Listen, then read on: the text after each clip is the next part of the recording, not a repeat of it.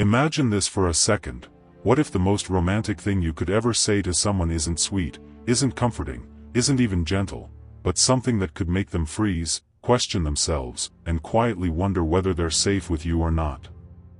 And before you reject that idea, ask yourself this uncomfortable question.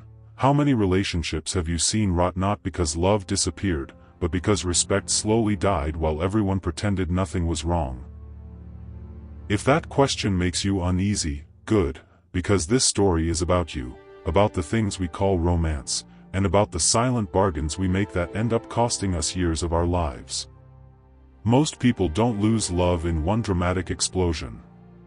Love doesn't usually collapse with shouting, slammed doors, or cinematic betrayals. It fades quietly, like a dimmer switch being turned down so slowly you don't notice the darkness until you're already stumbling. And the terrifying part is that the decay often begins with good intentions, patience, understanding, being low maintenance, being the kind of person who doesn't ask for too much. But here's the question no one likes to ask. What if your kindness is teaching people how little they need to give you? Sit with that thought for a moment, because if it stings, it's supposed to. Psychologists talk about something called behavioral conditioning, but they rarely talk about how brutally it shows up in love. Every relationship, whether we admit it or not, is a classroom. People learn how to treat you by watching what happens when they cross a line, or when nothing happens at all. The scary truth is that love doesn't automatically make people better. It reveals who they can afford to be. And if the cost of disappointing you is low, disappointment becomes cheap. The question is not whether someone loves you, the question is what love allows them to get away with. And if that idea feels threatening, ask yourself why. Here's where things get uncomfortable, because we like to believe that real love is unconditional, endlessly forgiving, immune to rules. But that belief has quietly destroyed more relationships than anger ever could. Unconditional love sounds noble until you realize how often it turns into unconditional tolerance. And tolerance, when it has no edges, doesn't feel like safety, it feels like permission. Permission to be careless. Permission to be lazy. Permission to slowly stop trying while trusting that you'll still be there tomorrow, no matter what. And that's where the real danger begins. Because love that never risks leaving stops being chosen. It becomes assumed. Think about the last time you felt deeply connected to someone. Chances are, it wasn't when everything was guaranteed. It was when there was something at stake. When effort mattered. When presence wasn't automatic. Human desire sharpens around boundaries, not around endless access.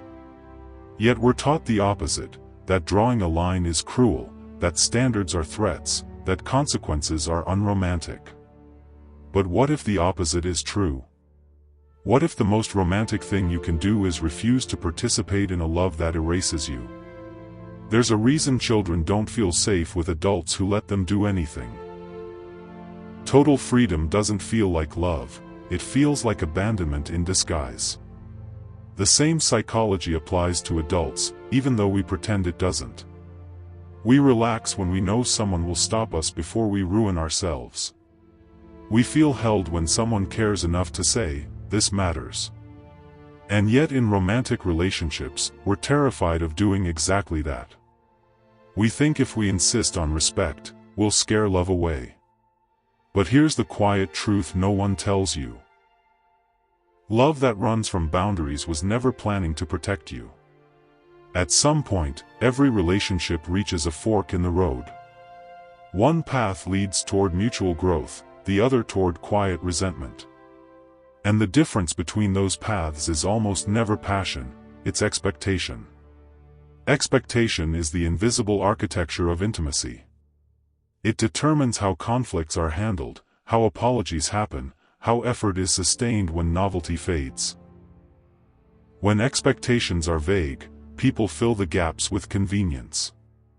When expectations are clear, people rise, or leave. And either outcome tells you something you desperately need to know. This is where fear enters the story, because setting expectations forces a confrontation with loss. When you say, "This is how I need to be treated," you're also saying, "And if you can't do that, I might walk away." That's terrifying, especially if you've learned, early in life, that love is fragile, scarce, or conditional on your silence. Many people don't avoid boundaries because they're unkind, they avoid them because they're afraid. Afraid of being alone. Afraid of being too much. Afraid that if they assert themselves, they'll be abandoned. And that fear quietly scripts their entire romantic life. What makes this even more painful is that the fear often comes from the past. People who weren't protected when they were young don't automatically learn how to protect themselves as adults. They learn endurance instead. They learn how to stay quiet, how to adapt, how to survive discomfort without making noise. And then, years later, they mistake endurance for love. They confuse familiarity with safety. They stay too long, hoping effort will eventually be reciprocated, not realizing that the rules of the relationship were written in the first moments they chose silence over self-respect. Here's the emotional truth that hits hardest when you finally see it: many relationships don't fail because people are cruel, but because no one ever made cruelty expensive. When thoughtlessness costs nothing, it spreads. When emotional absence has no consequence, it becomes routine. And when someone realizes, consciously or not, that they can keep you without caring for you, something fundamental breaks. Not loudly. Quietly. In the way they stop listening. In the way effort feels optional.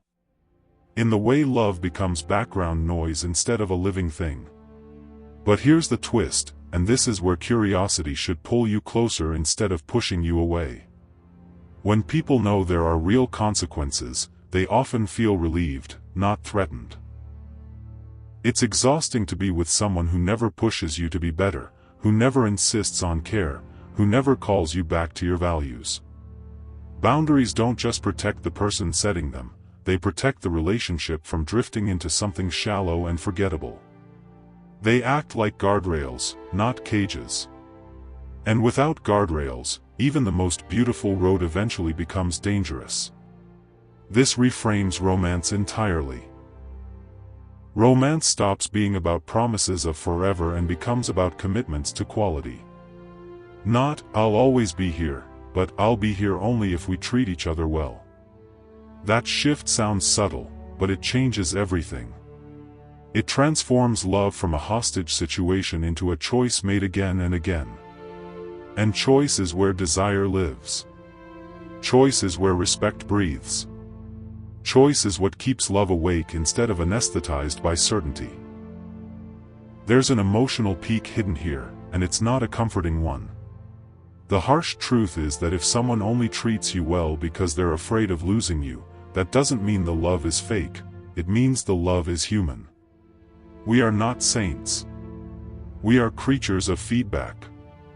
We adjust based on what matters, on what costs us something, on what we're at risk of losing. Expecting people to act well without any structure is not romantic optimism, it's psychological denial. And denial is far more damaging than honesty. This doesn't mean love should be cold or transactional. It means love should be awake. Alive.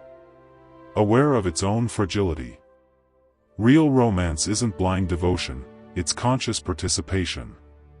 It's the courage to say, early and clearly, "This matters to me," even if your voice shakes. Especially if your voice shakes. Because that trembling is the sound of someone choosing truth over comfort, growth over fantasy, self-respect over fear. In the end, the most romantic thing you can ever say isn't a line meant to soothe anxiety in the moment. It's a sentence that quietly protects the future. One that signals care not just for the relationship, but for the people inside it. One that says love is not just something we feel, but something we actively defend. And once you understand that, you start seeing romance everywhere. Not in grand gestures, but in the quiet bravery of people who refuse to disappear just to keep someone else comfortable. Because once you cross that realization, you can never unsee it, the way your past relationships suddenly rearrange themselves in your memory, not as love stories, but as lessons you were too kind to recognize at the time. You start noticing the moments when you swallowed discomfort to keep the peace, the times you laughed something off that quietly hurt, the nights you told yourself it wasn't a big deal because admitting it would mean facing a harder choice. And the haunting question begins to form, slow and relentless: how much of what you called love was actually fear of being alone wearing a romantic mask? This is where the psychology gets sharper, because the brain is wired to avoid loss more than it seeks gain. We don't cling to relationships because they're good, we cling because they're familiar. Familiar pain feels safer than unfamiliar freedom. That's why people stay in connections that slowly drain them, because leaving would mean stepping into uncertainty, and uncertainty terrifies the nervous system. But here's the part most people miss. When you refuse to draw boundaries, your body still knows something is wrong. It keeps score in the form of exhaustion, irritability, numbness, and quiet resentment. And one day, you wake up realizing you're tired not because love is hard, but because you've been abandoning yourself to keep it alive. And yet, this story isn't about blame. It's about awareness. Because the moment you understand that love responds to structure, you reclaim power you didn't know you lost. You realize that attraction doesn't fade because people stop caring, it fades because effort stops being necessary. Desire weakens not from routine, but from entitlement. When someone believes your presence is guaranteed no matter how they show up, something in them relaxes too much. They stop choosing you. And love, without choice, becomes background noise. Comforting at first. Suffocating later. What's fascinating, and deeply human, is that most people don't consciously decide to take advantage of someone's kindness. It happens gradually. A postponed apology here. A broken promise there. A tone that gets sharper because it's never challenged. And every time nothing happens, the relationship updates its internal rules. This is acceptable. This is survivable. This is allowed. And before anyone notices, the standard has shifted so far that restoring it feels like starting a fight instead of defending dignity. That's why boundaries feel so hard later on. They're correcting a system that's already adapted to your silence. But imagine a different beginning. Imagine a love where, early on, someone calmly communicates what matters to them, not with anger, not with threats, but with clarity. Imagine the relief of knowing where you stand, of not having to guess how far you can go before you hurt someone. That kind of honesty doesn't kill romance, it stabilizes it. It removes the anxiety of ambiguity. It creates a container where affection can actually relax instead of constantly negotiating invisible limits. And this is where love becomes sustainable instead of dramatic. There's a myth we need to dismantle here. The idea that setting boundaries means you're controlling or rigid. In reality, boundaries are not about controlling others, they're about controlling your participation. They don't say, you must behave this way. They say, this is what I will stay for. And that distinction is everything. Because it shifts the dynamic from force to choice. The other person remains free. You remain free. And love, when it exists in that space, is no longer coerced, it's earned again and again. Now here comes the emotionally uncomfortable part, the one people feel in their chest before they understand it intellectually. When you say something like, I won't stay where kindness disappears, you're not threatening abandonment, you're declaring self-respect. And self-respect is magnetic. Not because it's loud, but because it's rare. People are drawn to those who know where they end and where they begin. It signals emotional maturity. It says, I value connection, but not at the cost of my dignity. And that balance, care without self-erasure, is what most people secretly crave, even if they don't know how to articulate it. What's ironic is that many people try to secure love by becoming indispensable. By over-giving, over-accommodating, over-sacrificing. But indispensability doesn't create desire, it creates dependency. And dependency, over time, breeds contempt. Real closeness grows from mutual choice, not from emotional captivity. When both people know they could leave, but choose to stay, the bond deepens. There's respect in that tension. There's life in that uncertainty. Romance doesn't need guarantees, it needs aliveness. And this is where the story turns inward, because it's not just about what you say to others. It's about what you finally say to yourself. The most romantic sentence isn't only spoken outward, it's an internal vow. A decision that you will no longer confuse endurance with devotion. That you will no longer earn love by shrinking. That you will no longer stay silent to avoid rocking a boat that's already leaking. This inner shift changes everything, because once you believe you are allowed to leave what harms you, you stop attracting what relies on your tolerance. Slowly, something extraordinary happens. Conversations change. Dynamics adjust. Some people step up. Others step away. And both outcomes are information. Painful information, sometimes, but honest. And honesty, even when it hurts, is cleaner than the confusion of staying where you are slowly disappearing. The love that survives clarity is the love worth having. The love that collapses under it was never built to last, it was built to consume. So when we talk about the most romantic thing you can ever say, we're not talking about poetry. We're talking about courage. The courage to protect love by protecting yourself. The courage to make kindness non-negotiable. The courage to risk losing someone who benefits from your silence. Because in the end, romance is not about being chosen once. It's about being chosen repeatedly, consciously, under conditions of respect. And maybe that's the real shock. That the deepest romance isn't found in promises of forever, but in the quiet, steady insistence on how forever should feel.